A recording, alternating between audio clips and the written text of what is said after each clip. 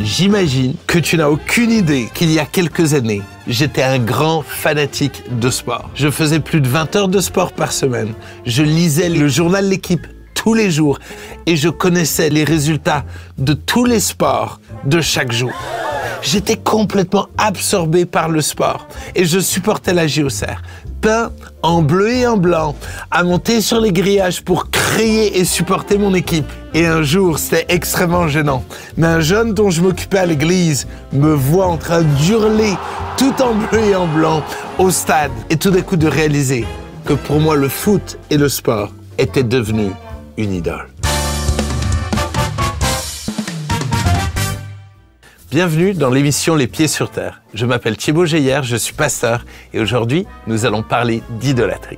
Souvenez-vous, dans la Bible, les Israélites dans le désert ont succombé à l'idolâtrie en attendant que Moïse revienne de la montagne. Lisons ça dans Exode 32, versets 2 à 6. Aaron leur dit « Ôtez les anneaux d'or qui sont aux oreilles de vos femmes, de vos fils et de vos filles, et apportez-les-moi. » Et tous ôtèrent les anneaux d'or qui étaient à leurs oreilles, et les apportèrent à Aaron.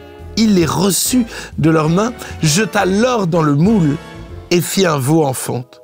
Et ils dirent, Israël, voici ton Dieu qui t'a fait sortir du pays d'Égypte. Lorsqu'Aaron vit cela, il bâtit un autel devant lui et il s'écria, demain, il y aura fête en l'honneur de l'Éternel.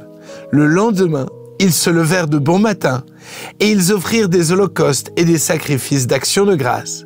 Le peuple s'assit pour manger et pour boire, puis ils se levèrent pour se divertir. Ils ont pris des bonnes choses que Dieu leur avait données, c'est-à-dire l'or qu'ils avaient reçu des Égyptiens, et ils en ont fait un veau d'or. Et non seulement ils vont fabriquer ce veau d'or, mais ils vont adorer ce veau d'or en faisant de lui leur Dieu. C'est exactement ça l'idolâtrie. L'idolâtrie, c'est mettre quelque chose au mauvais endroit. Mais c'est aussi mettre quelque chose ou quelqu'un à la place de Dieu. Trop souvent, nous plaçons notre confiance et notre bonheur dans ces choses plutôt qu'en Dieu. Alors on va se divertir, on va trouver notre plaisir en eux. Mais ces choses sont éphémères. Par exemple, la sexualité, c'est quelque chose de bon que Dieu nous a donné. Malheureusement, l'idolâtrie fait qu'on met la sexualité en dehors du mariage. Et tout d'un coup, on va chercher le bonheur dans une sexualité qui n'est pas là où Dieu l'a destinée à être. C'est pareil pour la voiture, les habits, la télévision, ta maison. Ta maison, c'est une bonne chose. Mais si ta maison prend la place de Dieu, si tout d'un coup, ta maison monopolise ton attention, alors tu risques de passer à côté de ce que Dieu a préparé pour toi. Mais ça peut être ta carrière, ou même ta famille, qui sont de bonnes choses, mais qui, pour trop de gens, sont devenues leur source de bonheur. Et malheureusement, à la moindre faille dans leur carrière, ou à la moindre difficulté dans leur famille, c'est leur bonheur qui s'effondre, parce que Dieu seul veut être la source de notre bonheur. Par exemple, le téléphone est une bonne chose, une très bonne chose. Il nous permet d'avoir accès au monde entier et de prendre soin les uns des autres. Mais pour beaucoup d'entre nous, j'avoue qu'on a un peu de mal à vivre sans. D'ailleurs, je sais pas où je l'ai mis. Oh là là. Oh. Ah, mon téléphone. Tout ce qui prend la première place, la place de Dieu dans notre vie, est une idole que nous sommes fabriqués. Habakkuk 2, verset 18 dit « À quoi sert une image taillée pour qu'un ouvrier la taille?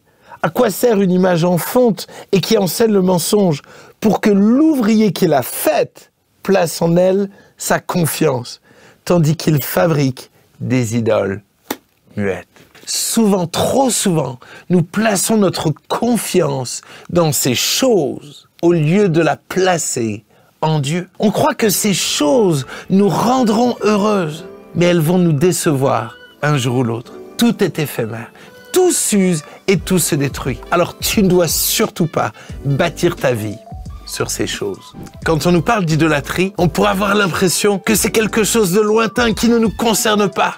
On s'imagine finalement ces tribus avec plein de peintures qui se prosternent devant des totems. Mais nous, ça nous concerne pas. On fabrique plus de statues ou d'objets devant lesquels on se prosterne.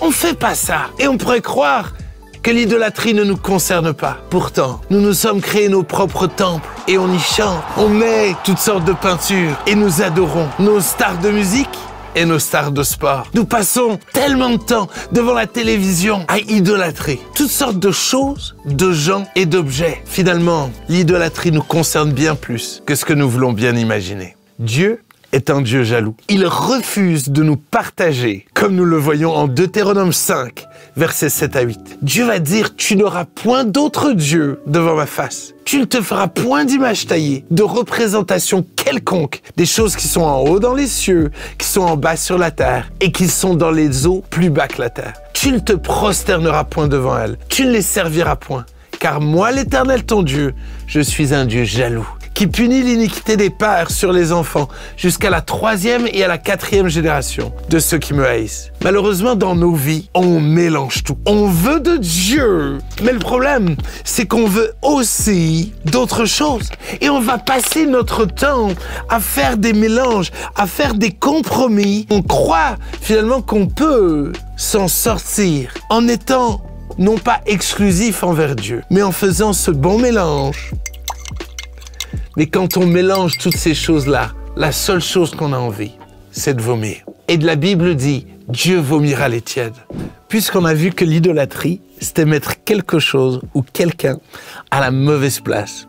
Alors, comment peut-on faire pour remettre les choses à leur juste place? Tout d'abord, il est indispensable de mettre Dieu à la première place. Et ça commence par reconnaître ses fautes et se réconcilier avec lui. C'est la première étape. Mais ensuite, il faut l'inviter à régner sur ta vie, être ton patron. Et ensuite, il faut réaliser que chaque objet, chaque personne sont des aides pour nous aider à honorer Dieu. Et si ce sont des aides, alors elles doivent avoir un but et ne pas être le but en soi. Dès que cet objet ou cette personne prend plus de place dans ta vie que ce qu'il devrait, alors c'est là que tu es en danger. Je ne peux que t'encourager à t'approcher de Jésus et à découvrir qui il est afin de découvrir le bonheur qu'il aimerait te donner. Oui, ce bonheur, cette joie, cette paix qu'aucune idole ne pourra te donner. Tu peux la trouver en Jésus et en Jésus seul.